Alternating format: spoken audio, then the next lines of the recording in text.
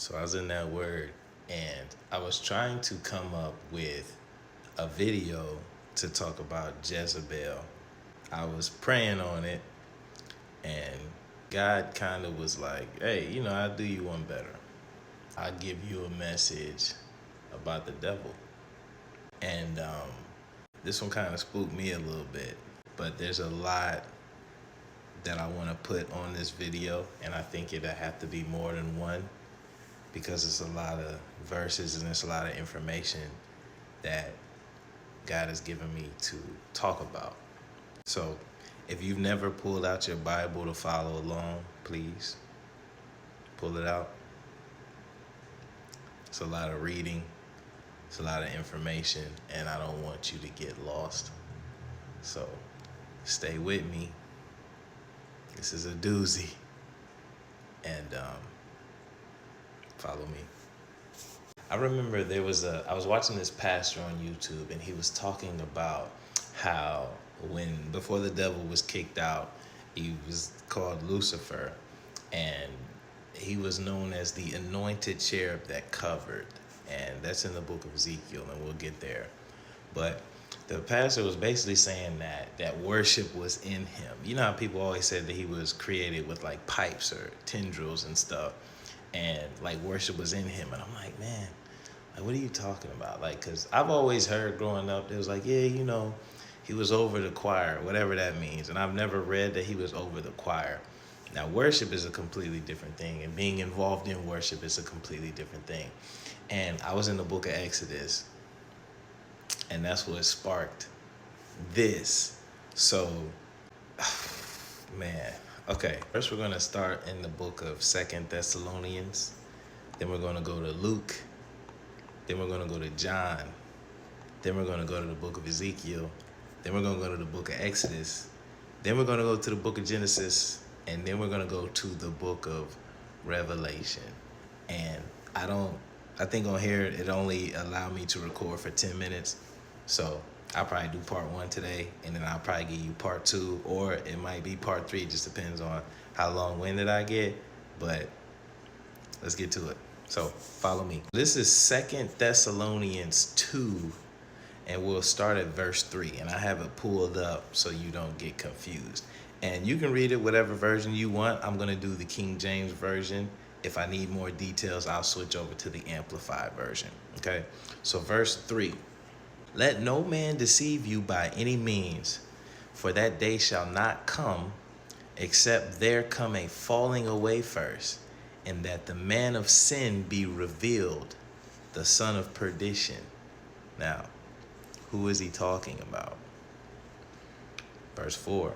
Who opposeth and exalteth himself above all that is called God, or that is worshipped, so that he, as God, sitteth in the temple of God, showing himself that he is God. They're talking about the devil. So we're going to set the table first, right? This is telling you that he wants to be God. And he's going to show you that he is God. Why? Now, this was during the Last Supper. Head to Luke chapter 22, verse 31. And I want you to read between the lines here. And if you can, I'll help you.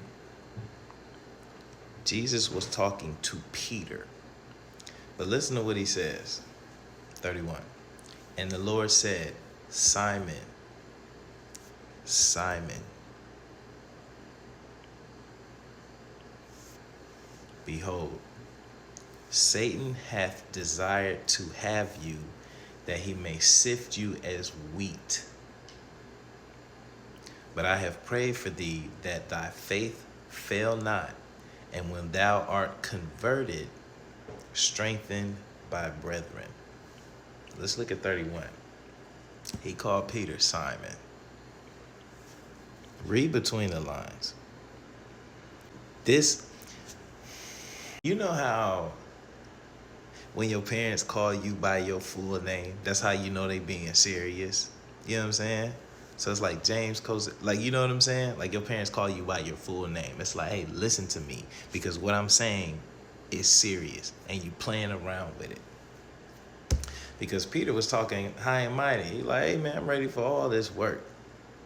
Like, let's do it. This is before he said, yo, before the cock shall crow, you gonna deny me 3 times. This is before we said that, because Peter was feeling himself.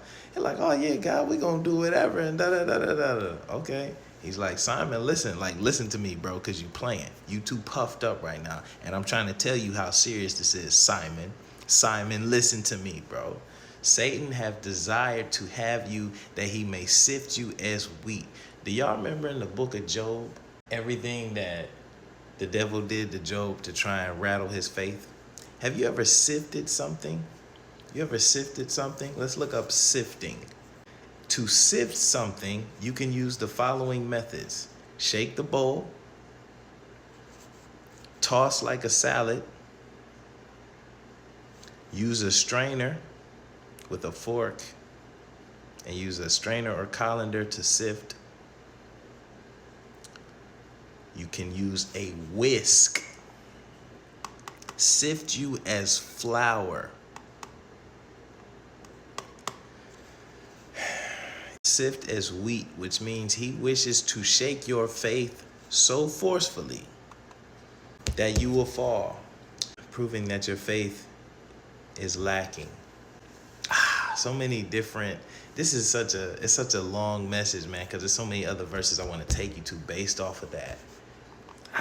Come on, man. Jesus. So keep that in mind. He wants to shake your faith so bad that you give up on God and you give up your seat. You give up your free gift of salvation. Sift you so bad, shake your faith so much, you give up your communion with God. You know who else gave it up? A third of them angels. And we're going to talk about that. You know who else gave it up? Adam and Eve in the garden. And we're going to talk about that.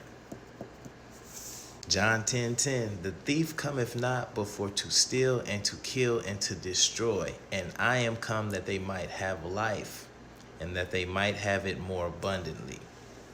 The thief cometh not. He only coming for a couple things. Steal, kill, and destroy. Why? To sift you as wheat. Why though? But why? And we about to figure out why.